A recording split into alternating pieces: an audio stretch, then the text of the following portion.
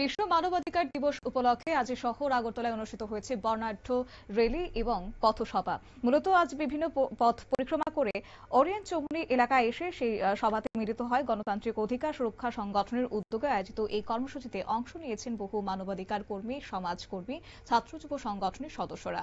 এই প্রসঙ্গে কি জানিয়েছেন সিআইটিউ নেতা শঙ্কর প্রসাদ দত্ত, শুনুন। যারা দেশ পরিচালনা করে তাদের উপর দায়িত্ব দিয়েছে রাষ্ট্রসংঘ, আর দ্বিতীয় দায়িত্ব দেওয়া হয়েছে পৃথিবীতে বিভিন্ন যে সংগঠনগুলো আছে যারা মানুষের জন্য, মানুষের হয়ে, মানুষের কথাগুলো তুলে ধরে মানুষের কাছে, তাদের উপরও দায়িত্ব অর্পণ করা হয়েছে।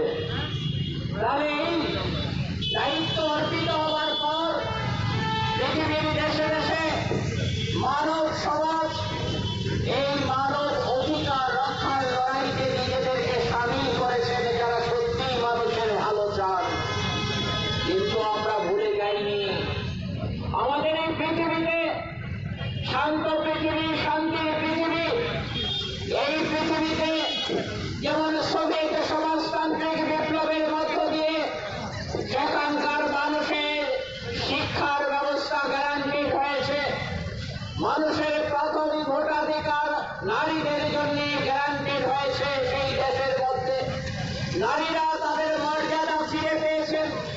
আমরা যখন ভারতবর্ষে আজকে 1/3 নারীদের জন্য আসন সংরক্ষণের দাবি তুলছি, অবশ্যই দিন আয়োজকদের বক্তব্য হচ্ছে যে মানবাধিকার রক্ষার লড়াই কেবল একটি দিনের মধ্যে সীমাবদ্ধ নয়, এটি প্রতিদিনের সংগ্রাম।